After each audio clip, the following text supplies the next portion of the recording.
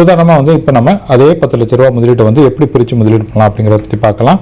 இதில் நம்ம என்ன பண்ண போகிறோம்னு பார்த்தீங்கன்னா, இதில் ஒரு 2 லட்ச ரூபா வந்து ஒரு வருஷத்தில் இருக்கிற ஃபிக்ஸட் டெபாசிட்லையோ அல்லது ஆர்பிட்ராஜ் ஃபண்டு, லிக்விட் ஃபண்டு இப்படிப்பட்ட திட்டங்களில் போடலாம்.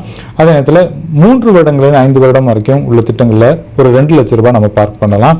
தேர்டாக பார்த்தீங்கன்னா கோல்டில் வந்து ஒரு 3லேருந்து 5 வருடங்களுக்கு நம்ம முதலீடு பண்ணலாம். ஏன் நம்ம அப்படி முதலீடு பண்ணணும் அப்படின்னு கேட்டிங்கன்னா, வந்து கோல்டு இப்போ வந்து ரொம்ப ப்ரைஸ் அதிகமாக இருக்குது. பட் அதே நேரத்தில் இன்னும் ஒரு 5 வருடங்களில் வந்து கோல்டு இன்னும் அதிக ரிட்டர்ன் கிடைக்கிறதுக்கு வாய்ப்பு இருக்குது. ஏன்னா ஈவன் நீங்கள் இன்ஃப்ளேஷனை வச்சு கால்குலேட் பண்ணி பார்த்தா கூட கோல்டு இன்னும் அதிகமாக தான் போகும்.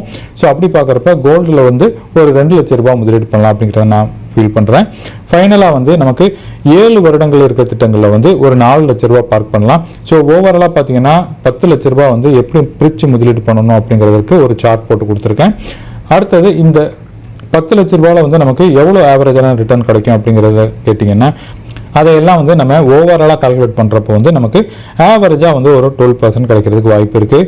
இந்த 12% ரொம்ப குறைவாக இருக்குன்னு நீங்கள் ஃபீல் பண்ணாதீங்க. இப்போ வந்து பங்கு சந்தை வந்து ஏற்ற இறக்கங்களாக இருக்குது. பட் இருந்தாலும் லாங் டேர்மில் ஒரு 7 வருடங்களுக்கு மேலே நம்ம பெரிய அளவில் முதலீடு பண்ணுறப்போ வந்து நமக்கு இதை விட வந்து பெட்டர் ரிட்டர்ன் கிடைக்கிறதுக்கு வாய்ப்பு இருக்குது. எகெயின் இதெல்லாம் வந்து பங்கு சந்தையோட ஏற்ற இறக்கங்களுக்கு உட்பட்டது அப்படிங்கிறத நான் இங்கே தெரிவிச்சுக்கிறேன்.